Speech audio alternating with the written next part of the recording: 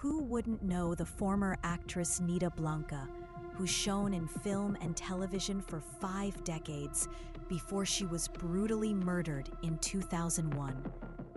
We offer this look back at this gruesome story to the so-called Gen Z for their awareness and reflection, and of course, for those who still remember the veteran actress.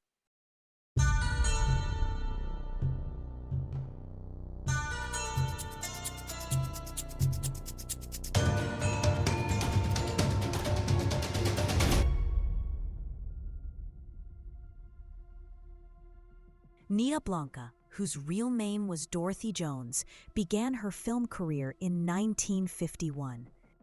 She was a multi-awarded actress, recognized by almost all award-giving bodies in both film and television. She was also hailed as the movie queen of her generation. She took on a variety of roles, including drama, action, and comedy, and was paired with many actors, most notably Nestor de Villa. The actress's mother was Filipino, and her father was an American soldier. She also became a household name as Marcia in the comedy series John and Marcia, which aired for 17 years alongside comedy king Dolphy. Despite her fame, the veteran actress had a tumultuous personal life. Nida Blanca first married Victorino Torres, with whom she had a daughter, Catherine K. Torres. However, their marriage ended when Kay was only 2 years old. After the separation, Nida Blanca fell in love again and married American singer-actor Rod Strunk in 1979. The wedding took place in the United States. On November 7, 2001, Nida Blanca's lifeless body was found inside her car in the parking lot of a building in San Juan. It was riddled with stab wounds. She died at the age of 65. From then until now, the murder remains shrouded in mystery, as there has been no clear determination of who was responsible for the crime.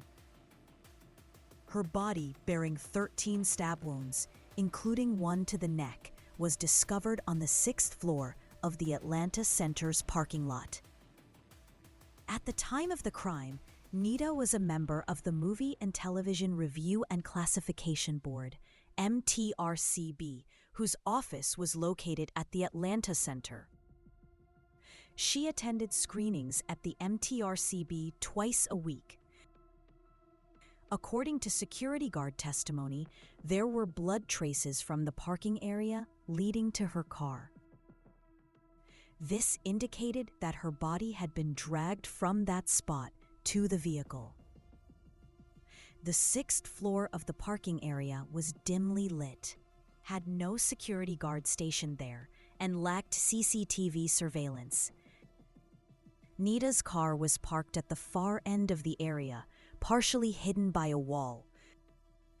The Philippine National Police, or the PNP, quickly formed Task Force Marcia to conduct a thorough investigation, focusing on Nida's husband, Rod Strunk, as the primary suspect.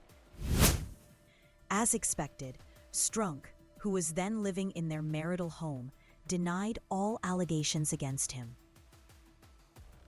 According to the prosecution, the motive was Nida's removal of Strunk as one of the heirs in her last will in case of her death. Documents showed that Nida's total assets amounted to 85 million pesos, including a condominium in Greenhills worth 10 million pesos and a house in California, USA, valued at $300,000. Testimony also revealed that the couple's marriage was troubled and that Strunk was involved in illegal drug use. Raul Orozco, who had previously worked for Nida's husband, was initially considered a suspect. He was seen near the crime scene that morning, but was quickly cleared. 13 days after the murder, during a Task Force Marcia press conference, a man named Philip Medel emerged and confessed to killing Nida Blanca. Medel claimed he was a hired killer, paid 50,000 pesos by a middleman named Mike Martinez to carry out the murder. However, he said he did not know that the target was Nida Blanca. He claimed that his conscience tormented him, leading him to come forward and confess. But 4 days later, Medel retracted his statement, telling the Department of Justice that he was forced to confess because he had allegedly been tortured. The prosecution countered that there was no evidence of abuse, as shown in the medical examination. For the prosecution, despite Medel's confession, Strunk remained the primary suspect and mastermind, based on evidence and witness testimony. In January 2002, Strunk left the Philippines for the U.S. to visit his ailing mother and never returned. In 2003, while in the U.S., he was charged with murder. The Philippines requested that the U.S. arrest and extradite him to face trial. He was arrested and detained in Sacramento County Jail, but was released after the U.S. government rejected the extradition request. The Philippines appealed with a second extradition request, but the U.S. took no further action. Other leads emerged during the investigation, including allegations that Nida was involved in lending money to high-stakes casino players. The actress had previously admitted to playing in casinos, but only for leisure. Another angle suggested that a politician, then facing serious legal trouble, had entrusted Nida with a large sum of money to keep it from being seized or frozen. However, Nida's longtime secretary, Elena de la Paz, denied these claims. She said her employer lived simply, was not extravagant, and she had no knowledge of the actress holding large sums of money. In 2010, Medel died of sepsis and pneumonia at the Pasig General Hospital after 9 years in detention. Although Strunk was never formally convicted for his wife's murder, to Nida's friends and her daughter Kay Torres, fate itself served him justice.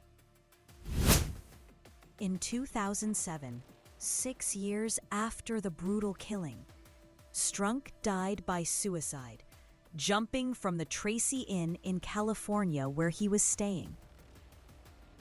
With the deaths of the main suspects in Nida Blanca's murder, the case never progressed further.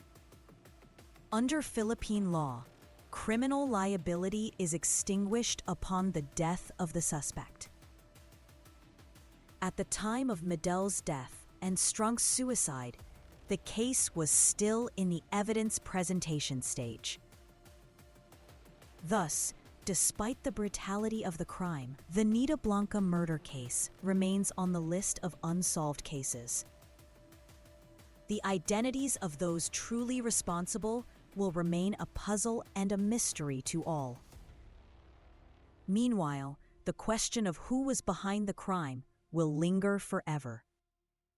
Nida Blanca's legacy in film and television, however, will live on in the nation's memory. If you enjoyed this episode, please comment, like, follow, and share our social media accounts. Stay tuned for more high-profile crime stories here on Pinoy Police Files. Thank you for listening, and until next time.